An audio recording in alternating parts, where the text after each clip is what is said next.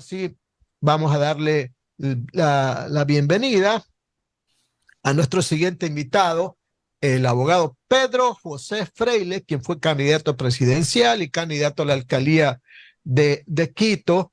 Le saluda el periodista Alcides Montilla y también está con nosotros nuestro compañero Julio Osvaldo Ayala Serra.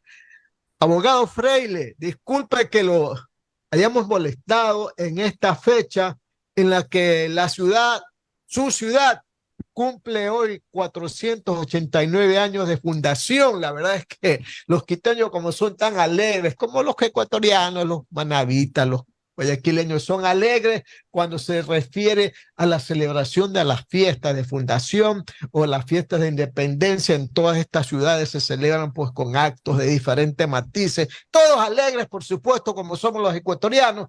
Yo pensaba que usted todavía estaba celebrando la fiesta de Fundación de Quito, abogado Pedro José Freile. Buenos días.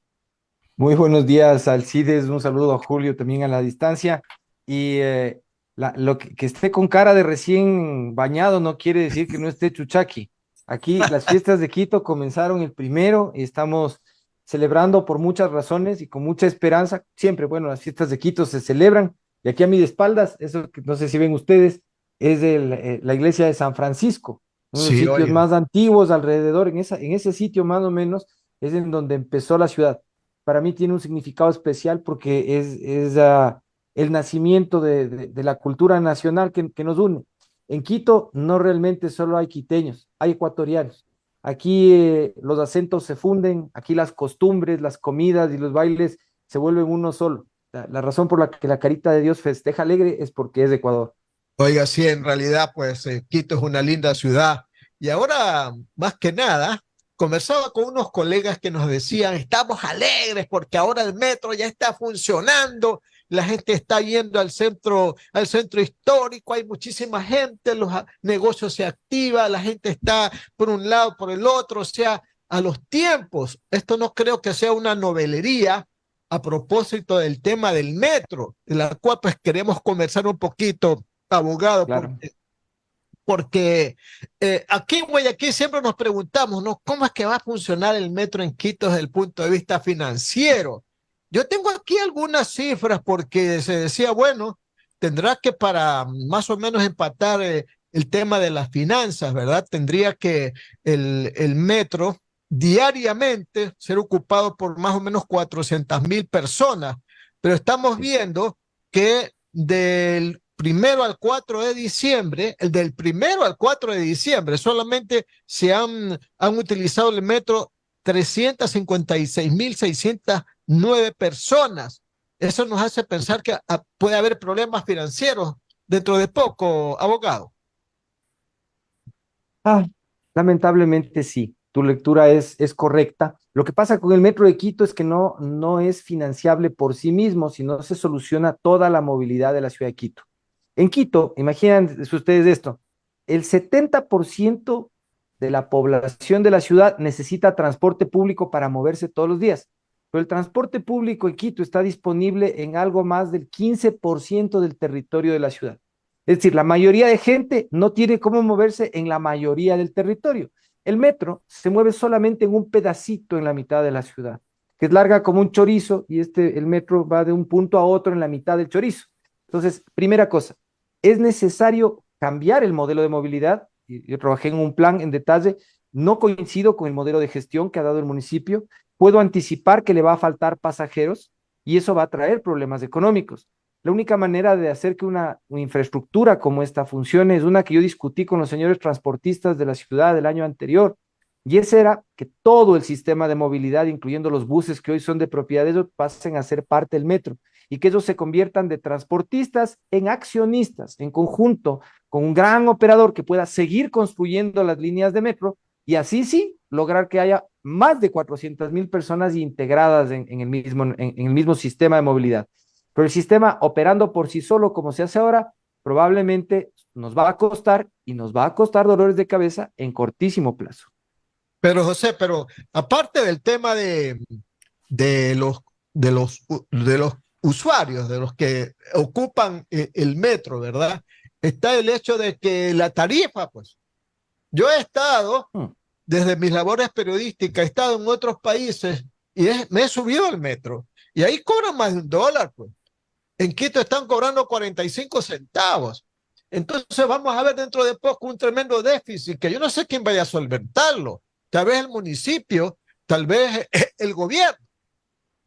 No, el municipio no tiene de dónde. Yo te puedo decir con conocimiento de causa en detalle de las cuentas municipales de la ciudad de Quito que plata para eso no hay.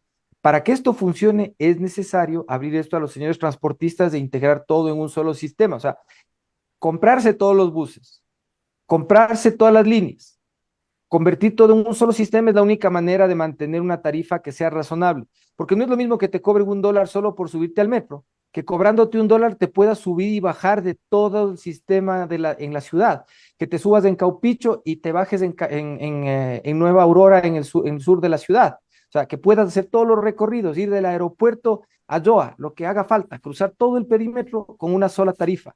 Si esa integración no se hace, realmente cualquier cosa que se pague va a ser cara y va a ser insuficiente para el efecto de moverle a la gente.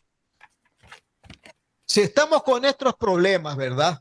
De que no tenemos una tarifa real y que no hay los ocupantes que debería tener, ¿cómo entonces el metro se puede ampliar? Porque yo vi que la semana pasada, creo yo, que fue el presidente Noboa, lo invitó el alcalde Muñoz, y le dijeron, bueno, necesitamos que la obra se extienda a otras partes de Quito. Y tengo entendido que el plan general del metro cuesta más o menos 6.000 millones de dólares, tomando en cuenta la cantidad de habitantes que va a tener Quito en el futuro, ¿verdad? Se va a quedar truncada la probabilidad de que el metro se extienda con estas situaciones que estamos adoptando, ¿no? Si yo fuese el presidente, le diría al alcalde de Quito, a ver, Cholito, no sabes cómo hacer, no es problema. Entrégame la obra, yo voy a llamar una licitación internacional para concesionar. Si no concesionas en 3 meses, te quito la obra. Así de claro lo haría yo. Y creo que el presidente Noboa nos daría un gran favor a los quiteños si hace algo así. Pedro, pero el gobierno también tiene problemas. ¿Cómo le va a pedir al alcalde que Es que, asuma ese nuevo no, servicio pues, con los problemas el económicos único, del país? yo lo único que le estoy pidiendo al alcalde es que ejerza su derecho de pensar y su obligación de trabajar. Nada más, solo son dos cosas, pensar y trabajar. No estoy exigiéndole demasiado. Son dos cosas que cualquier político debería estar en habilidad de hacer, porque además lo que tiene que hacer es una concesión. ¿Qué significa eso? No necesita sacar un solo centavo del bolsillo. Lo que necesita es encontrar dinero lícito, confiable, de una empresa o empresas con experiencia para dar el servicio que puedan correr el riesgo de ellos poner el billete, no la ciudad. Las 8 de la mañana, 45 minutos. Ustedes están en sintonía de Radio Atalaya, su programa de opinión política, punto de vista. Estamos dialogando con el abogado Pedro José Freile. Las preguntas con mi compañero, el licenciado Julio Osvaldo Ayala Serra. Julio, por favor. Gracias, Alcides. Don Pedro José Freile, qué gusto de saludarlo. Dígame una cosa, ¿cómo anda la situación? Hoy estaba viendo Canal 10 y Canal 10 pues es un canal que se preocupa mucho de la situación de la inseguridad que vive el país. ¿Cómo anda la inseguridad en la capital de la República, donde yo viví 8 años y en esa época todavía se decía la franciscana ciudad de Quito, la más tranquila del Ecuador? ¿Cómo anda ahora la inseguridad allá en Quito, Pedro? Anda más rápido que el metro, sin duda, la inseguridad en Quito. Aquí, como en el resto del país, las vacunas, los vacunadores, la extorsión, el narcotráfico, el crimen organizado dentro del Estado campea. De hecho, Quito es referente también en la criminalidad. Creo que las cifras que nos puede enseñar en este instante el aparato de inteligencia de la policía son importantes, pero si ustedes se fijan, cada vez tenemos menos información concreta sobre todos los eventos violentos que hay. Solo cuando tenemos algo en un espacio público completamente abierto, como la puerta de un centro comercial, nos enteramos de que había un tiroteo. Pero hay muchos que están, como dicen ahora los jóvenes, baneados, que se han vuelto, que se invisibilizan y que suceden en muchos de los lugares en donde la incidencia de la pobreza es más grande, en donde hay pobreza, en cinturones rural, urbano, marginales de Quito, como el del resto de las ciudades, hay una violencia que hoy no está saliendo en la información oficial, lo que está sucediendo de una manera cada vez más recrudecida. Por eso tal vez, y ojalá sea así, la ley que se acaba de pasar ayer para seguridad y vigilancia en algo pueda aportar. De nuevo, dependemos mucho en ese sentido de lo que el sector privado pueda hacer por hacer útiles esas herramientas. El Estado es como que se está disminuyendo a la fuerza de la falta de gestión del Estado central. Pedro, ¿usted cree que cualquier ley de reactivación económica funcionaría bien en el Ecuador con una inseguridad como la que hay? Yo vivo acá en la ciudad de Guayaquil, paso bastante tiempo en la península de Santa Elena y lo que veo es cada día más negocios cerrados, porque la gente se niega a pagar esas vacunas que muchas veces son cantidades exorbitantes que no se compaginan con lo que produce un negocio. ¿Usted cree que puede haber una reactivación económica en medio de la inseguridad? Lo que voy a decir puede sonar como que contradictorio, pero en realidad no hay momento malo para un buen negocio. Lo que es desgracia para unos a veces es oportunidad para otros. Y de una u otra manera, la razón por la que no colapsamos es porque siempre hay algún ecuatoriano con el ingenio para sacársela de encima y seguir haciendo alguna cosa para no morir de hambre. Entonces, claro, esa forma de mantenerse vivo es solo sobrevivir, es como flotar con una boya de salvavidas. Pero en realidad para que haya la posibilidad, para que exista la posibilidad de hacer negocios bien hechos y sostenibles, que duren en el tiempo, que uno puede heredarles a los hijos, a los nietos, sí necesitamos que el Estado tenga la capacidad de responder con dureza, con mucha contundencia al crimen organizado. ¿Sabes una cosa? Una es la acción de calle que tiene que tomarse contra esos delincuentes chiquitos, pero las principales son las que tienen que tomarse contra esos delincuentes más grandes que a veces viven entre nosotros y no nos damos ni cuenta y están sentados tomando café al lado de nosotros, que se visten de empresarios, se visten de ministros y de viceministros y son los que realmente están permitiendo que todo suceda. El presidente Noboa, yo espero que con su juventud, como dice él, habla poco pero espeso, también actúe con mano dura en lo que tenga que actuar. De las presentaciones de estos proyectos de ley de reactivación económica, ¿qué deduce Pedro Freiles? ¿Deduce que va por buen camino estos planteamientos del gobierno? La visión sí creo que puede ayudar en algo, pero creo que es insuficiente. Creo que la reforma es positiva, pero insuficiente. Yo particularmente siento que hace falta ayudarle a los que tenemos más de 40 años, que creo que ustedes dos caballeros están en el mismo grupo que yo en ese sentido, para que nos dejen trabajar aunque sea por horas. Cada vez hay menos trabajo. El empleo joven es muy importante, pero el empleo en todas las edades es indispensable. Y si no hay fomento para que la parte vulnerable de la población, no solo la más fuerte que son los jóvenes, sino la vulnerable que somos los que ya representamos un riesgo médico, podamos trabajar, realmente es poco lo que vamos a lograr para mejorar las condiciones del entorno general. El país es como una familia. Somos tan fuertes como el más débil entre nosotros. Bueno, pero no se me haga el viejo usted, porque usted es mucho más joven. En cambio, a no, mí, lo que pasa es que menos, tengo buena, paso, es la pinta nomás, Julio, es la pura pinta. No, se le nota que está joven. En cambio, a mí, cuando yo paso por el cementerio, oigo que me chiflean, oiga. Don Alcides, continúe, por favor.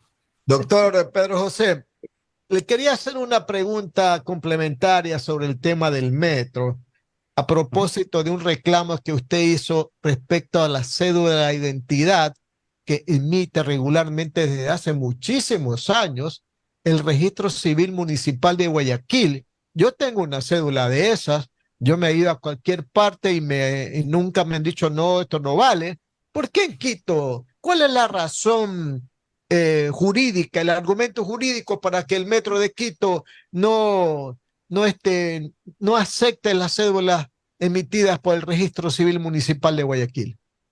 Mi queja justamente es que no existe razón jurídica para que haya un tratamiento diferente para unos ecuatorianos de otros. Yo en mi caso tengo cédula emitida en Guayaquil por el Registro Civil del Ecuador bajo la administración de la Municipalidad de Guayaquil. Trámite que de hecho me sorprendió porque mientras en Quito cambiar la cédula es un asunto de colas y de tramitadores, allá lo hice mientras me tomaba un café y veía pasar unas lindas vistas que tenía yo en el centro comercial donde estaba sentado mientras me sacaba mi cédula. Entonces eso fue algo que me gustó mucho. Y tengo mi cédula emitida allá. Y esa cédula, hasta donde yo entiendo, tiene un chip. El tema no es jurídico, porque en lo jurídico es lo que he demandado. Merecemos todos los ecuatorianos igualdad. ¿Y qué es lo que sucede en el metro? Argumentan que la cédula no tiene chip y que por eso no puede hacer recargas de pago del sistema con la cédula, que es una opción de pago muy interesante. O sea, que en vez de uno tener que comprar una tarjeta o lo que sea, haga la recarga de los servicios del metro en la misma cédula de identidad. Entonces, como principio está muy bien eso, pero ¿por qué hay una diferencia respecto de la cédula que emite el mismo registro civil? Porque, ojo, la cédula que se emite en Guayaquil no es que la emite el municipio, la emite el registro civil del Ecuador. Entonces, Exactamente. ¿por qué se hace una diferencia? Esa diferencia es discriminatoria para los ecuatorianos, ni siquiera estoy diciendo para los guayaquileños, sino para los ecuatorianos que tenemos esa cédula del registro civil ecuatoriano emitida solo casual, solo ocasionalmente, en mi caso es que yo no vivo en Guayaquil, sino en Quito, emitida en Guayaquil. Entonces, yo sí veo que ahí es necesario que el municipio de Quito garantice la igualdad de los usuarios. Y el argumento de que hay distintas formas de pago, lo único que hace es evidenciar la falta de talento de quien está administrando el metro. Y no me refiero al alcalde, sino al gerente del metro, que obviamente no le da para pensar que todos los ecuatorianos tenemos que tener garantizado nuestro acceso a los servicios que da ese sistema de movilidad. O sea, en otras palabras, la pelota está en la cancha del Metro de Quito en este caso. Sin duda, este es un asunto que tiene que ver con quien provee el servicio público, porque lo que hace el metro es un servicio público. El responsable del servicio público es el que tiene que solucionar este asunto, no quien da otro servicio público, que es el registro civil en Guayaquil. Y es por eso que en el tuit este que ha ocasionado ahí bastante discusión, le arrobé tanto al alcalde de Guayaquil como al alcalde de Quito, al registro civil y al señor presidente Noboa, que es quien debería decir al alcalde de Quito, oiga, Cholito, de nuevo, haga el trabajo completo. Esto tiene que garantizar que funciona para todos los ecuatorianos. Hablemos del inicio de la gestión del presidente Noboa en estos 13 años, 13 días de gestión de régimen, ¿verdad? ¿Qué han encontrado? Problemas de apagones que todavía no terminan, aunque dicen que después de 15 días, a partir del 15 de diciembre, no van a haber apagones. Más bien parece una declaración política que profesional y técnica. Tenemos un gabinete con muchísimos jóvenes, no sabemos cuáles son sus habilidades.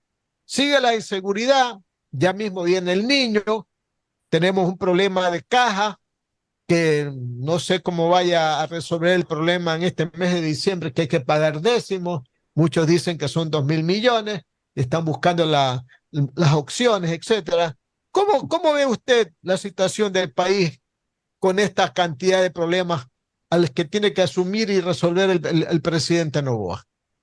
Yo desde el primer domingo de Adviento ya estaba oyendo que el villancico de moda este año ya viene el niñito con los apagones. Así es, ahora cómo se canta esa cosa. Son Y esto, cuatro domingos de Adviento, son pero, ¿no? sí, la señora ministra de Energía lo que nos ha dicho es que como que mejor nos hagamos al dolor, pero yo no me quedo contento con esa declaración. O sea, creo que la ministra no por joven, pues no tiene nada que ver la juventud, no tiene nada que ver que sea mujer, tiene la responsabilidad de darnos las soluciones. Cuando uno acepta un cargo es porque sabe qué es lo que tiene que hacer.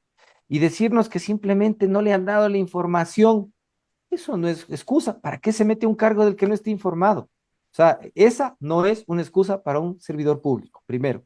Segundo, sabíamos que esto estaba así desde el año 2011. Entonces, la negligencia de no tomar decisiones correctas e inmediatas se mantiene. Ahorita la emergencia ya es un riesgo corrido, eso es verdad, pero no quiere decir que no tengamos que solucionar. Las fiestas de Quito, estamos ahorita abasteciéndonos con generadores, con MTUs, con unas que se suben en tráiler, ¿no? Estamos generando con generadores más grandes que los que se usan en la casa o en un local comercial, pero estamos haciendo eso. No queda de otra. Y de hecho es mejor decirle al país lo que tenemos que hacer. Y hoy es solucionar esto alquilando equipos de aquí hasta que se haga una solución más relevante y permanente. Esto implica, y tengo que decirlo claramente, no hay de otra la solución. Esto no es hidrógeno, esto no es gas, es lo siguiente. Uno, mientras conseguimos que nuestros acreedores nos permitan reprogramar y nos presten plata para reparar básicamente y dar mantenimiento a los equipos que tenemos botados en las bodegas de todas las empresas del sector eléctrico, CNEL, CELEC, Empresa Eléctrica Quito, Centro Sur, El Legado, de todas esas. Mientras hacemos eso, para convencerles además de que nos presten dinero para hacer eso, necesitamos llegar a un acuerdo con empresas privadas que se especialicen en emergencias para que nos abastezcan, sea con diésel, sea con gas, sea con HFO, de energía más barata que la que estamos comprando a Colombia. Si hacemos renta de equipos dentro del Ecuador, podemos abaratar a la mitad de lo que estamos pagando hoy. No es suficiente que nos digan si ha estado caro y qué pena, o era culpa del ministro anterior. Eso tampoco nos sirve. El tema que queremos saber es cómo se soluciona de inmediato. Y lo tercero, efectivamente, es, ahora que se están provocando modificaciones a las leyes, buscar la manera de que el sector privado pueda invertir en proyectos de generación hidroeléctrica, termoeléctrica, que son las que vienen de la energía de los volcanes, eólica y fotovoltaica, sin mayores incentivos especiales que saber que las concesiones se otorgan rápido, que las licencias ambientales no son objeto de extorsión como sucedió durante todo el último periodo presidencial y que se paga un precio justo que permita garantizar que las personas puedan pagar por un servicio de calidad con algo que les alcance.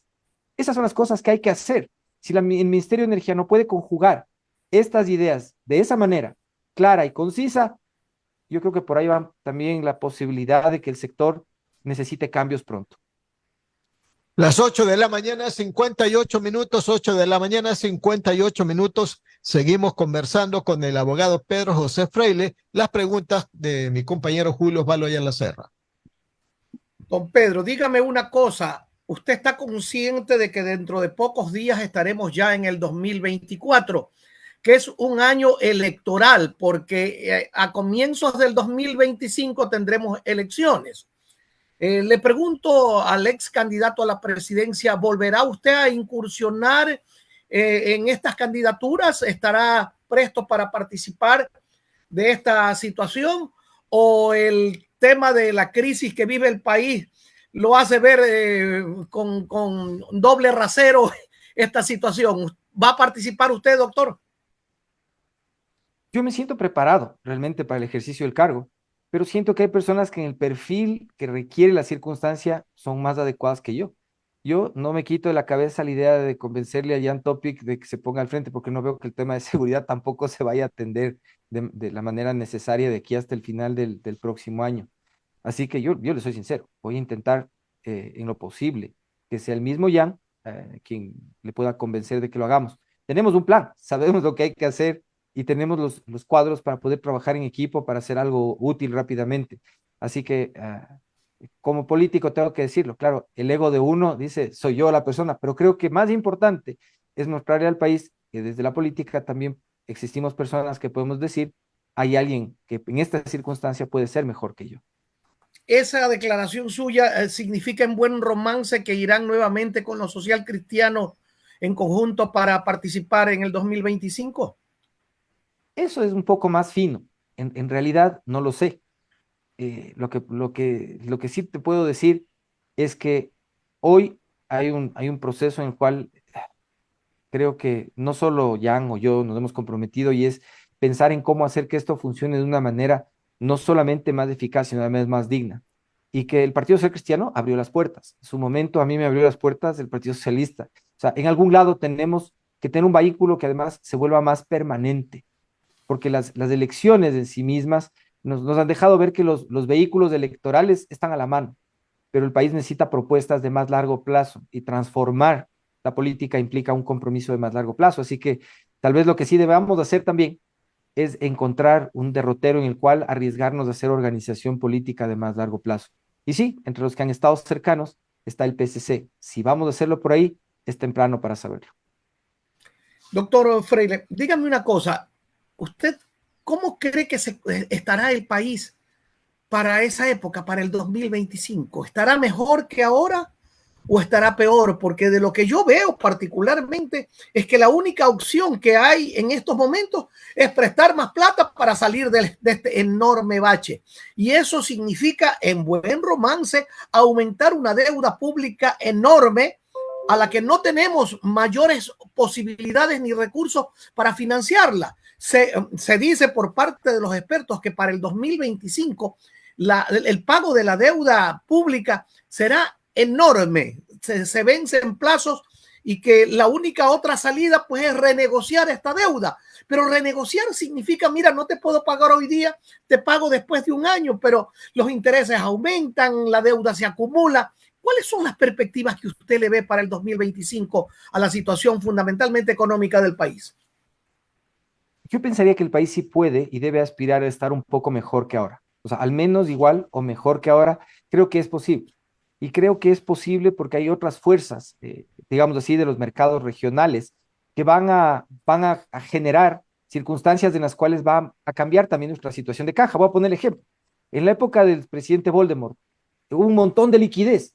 Y no es que el señor haya entendido una sola cosa sobre economía, sino que el barril de petróleo llegó a valer ciento y tantos dólares cada uno. Él no hizo nada para que eso suceda, simplemente fueron factores de mercado que facilitaron una situación de liquidez normal. Que esa plata fue mal usada y demás, bueno, ya fue cuestión ahí de las decisiones malas o buenas que hayan tomado. Hay situaciones de mercado que van a variar de aquí al 25, que se hacen sentir ya en este momento, digamos así, en condiciones preliminares. El cambio estratégico que puede tener la presencia de la fabricación de chips en el eje de influencia de China. Lo que puede pasar respecto de los mercados de hidrocarburos según la conclusión que tenga el conflicto entre Rusia y Ucrania. Lo que puede efectivamente pasar en el ámbito de la seguridad internacional en materia de agricultura, aunque no me crean ustedes, en la solución del conflicto entre Palestina e Israel. Son cosas que van a cambiar probablemente en los siguientes meses las posibilidades de que nosotros podamos exportar o no ciertas cosas, de que nosotros podamos adquirir o no ciertos créditos, e incluso que podamos tener nuevos amigos o fortalecer, como yo pienso que es el camino correcto, las relaciones que tenemos con aliados como los Estados Unidos. Entonces, todos estos factores, de una u otra manera, aunque no tomara decisiones del gobierno, podrían mantener nuestra economía al menos como está ahora o podrían mejorarla en algo. Es deseable, eso sí, que las decisiones de la Presidencia de la República aprovechen las circunstancias internacionales de entorno para poner en orden la casa y estar bastante mejor, no solamente igual. Alcides, por favor. Doctor Freile, ¿usted está de acuerdo en que el presidente Noboa debe convocar a una consulta popular? Puede que sí, pero no sé qué es lo que van a consultar todavía. Habría que ver cuáles son las preguntas. Entonces, entendiendo de que cómo son las preguntas, probablemente puede ser algo sumamente atinado, puede ser algo muy positivo, pero en la instancia en la que estamos ahorita, te soy sincero, yo no sé qué es lo que estamos pensando preguntar.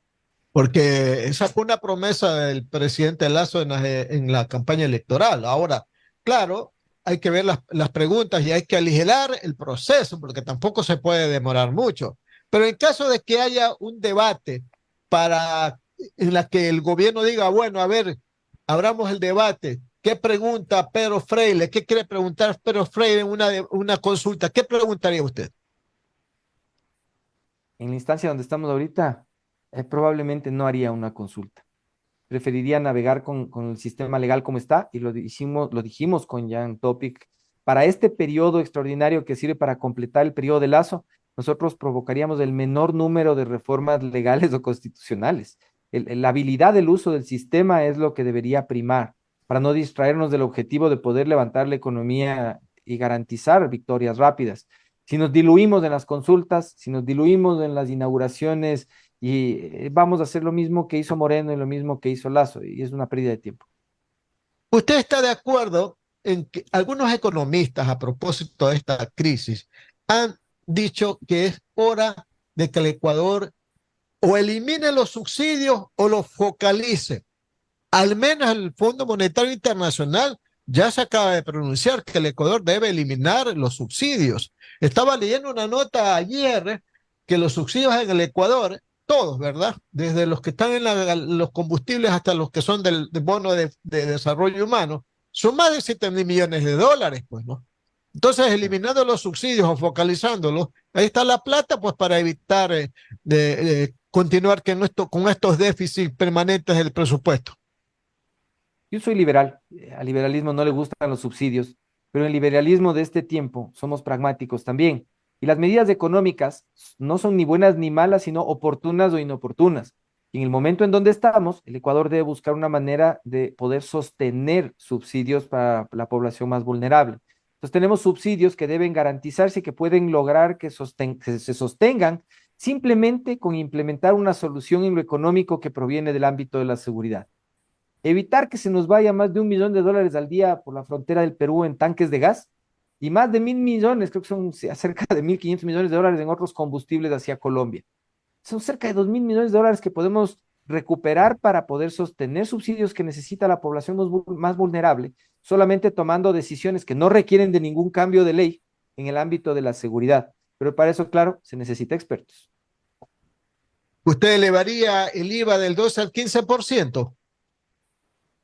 Probablemente no. O sea, creo que con recaudarlo bien, oportunamente, devolverlo a quien hay que devolverlo, se garantizan los resultados económicos favorables que pueden usar. Una propuesta que yo personalmente hice cuando fui candidato a la presidencia, que creo que tiene vigencia también, sí se mantiene en ciertos aspectos específicos de la economía en mantener exenciones completas del IVA, como por ejemplo en lo que son actividades que tienen que ver con la hospitalidad, con el turismo y el entretenimiento, que son de las pocas cosas en las cuales los ecuatorianos podemos generar dinámica y generar, de hecho, ingreso de capitales desde fuera del país, porque al final de cuentas aquí se come rico, se farrea bien y se toma bien. Entonces, siempre podemos hacer eso si generamos las condiciones para que un empresario, muchos empresarios y muchos emprendedores puedan meterle plata a estas soluciones. Para combatir la inseguridad, ¿usted utilizaría la inteligencia artificial o tal vez algún plan o programa del presidente salvadoreño Bukele? Inteligencia artificial, inteligencia natural, sentido común, el más natural y el más ancestral posible. Pero sí, efectivamente, muchas de las cosas que el gobierno de El Salvador ha puesto en funcionamiento las pondría en funcionamiento aquí. No las que tienen que ver con el régimen carcelario, sí las que tienen que ver con el trabajo de campo directamente para la neutralización de las pandillas, en el caso de ellos, para el caso de nosotros, los grupos de grupos organizados delincuenciales.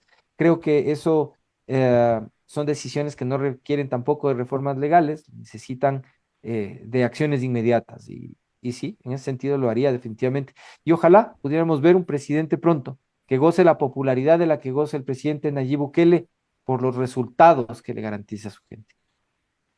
Esta decisión del presidente Noboa de ir a una reelección, ¿está haciendo daño al país o no? Porque él se está cuidando de no tomar medidas llamadas duras para cuidar su capital político, mucho o poco, pero eso hace que todos los problemas del país se posterguen.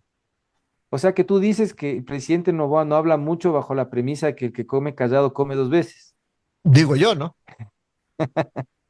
Puede ser. Yo pienso que en sí mismo la propuesta de reelegirse es algo que le puede afectar a él más que al país, porque si no tiene resultados rápidos o si solo hace una campaña basada en populismo, definitivamente podría incluso reelegirse, pero tener malos resultados. Ahora, si tiene buenos resultados y quiere reelegirse, yo creo que nosotros mismos lo apoyaríamos. O sea, ¿qué razón habría en no apoyar a alguien que tenga victorias rápidas para todos los ecuatorianos?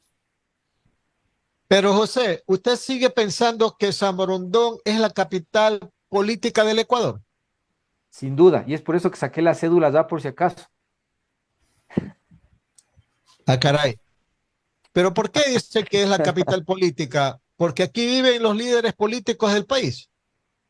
En los últimos 2 años que he podido ver la política más de cerca, todas las decisiones importantes, todos los comentarios más relevantes han estado geográficamente ahí. Yo he ido a Guayaquil para hablar más en serio de política que en Quito.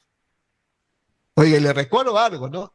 Que no le sorprenda que para el 2025 todos los candidatos presidenciales sean de Guayaquil o de otra ciudad, menos de Quito. No veo a nadie de Quito. Tal vez usted se esfuerce en hacerlo, pero no veo a nadie de Quito de candidato presidencial para el 2025. Siempre hay algunos que están pensando que tienen todas las cualidades para hacerlo, pero yo pensaría que, no, es que tampoco veo tantos en otras partes. O sea, le veo a Jan, por eso lo digo así de entrada, pero no veo mucho más que eso. O sea, eh, no creo que Otto quiera venir por otra después de lo que le pasó. O sea, no le veo el sentido. 9 de la mañana, 11 minutos, 9 de la mañana, 11 minutos. Radio Atalaya, su programa de opinión política a punto de vista, está dialogando con el abogado Pedro José Freile, fue candidato presidencial y también candidato a la alcaldía de Quito. Más preguntas con mi compañero Julio Ayala. Gracias. Pedro José, no hay país en el mundo que haya logrado salir de sus atrasos, salir de sus problemas, si no es a través de la educación. Claro que es una inversión a largo plazo. La pregunta que le hago, ¿estamos haciendo algo en educación? ¿Estamos cambiando, por ejemplo, los paradigmas educativos? Todavía seguimos con esa educación del Magister Dix, del profesor que llega al aula, expone conocimientos y se va a su casa, completó su tarea y se acabó el problema. Pero estamos viviendo en el mundo entero, no solo en el Ecuador, una crisis formativa, una crisis en la que la moral, la ética, la honorabilidad están ausentes.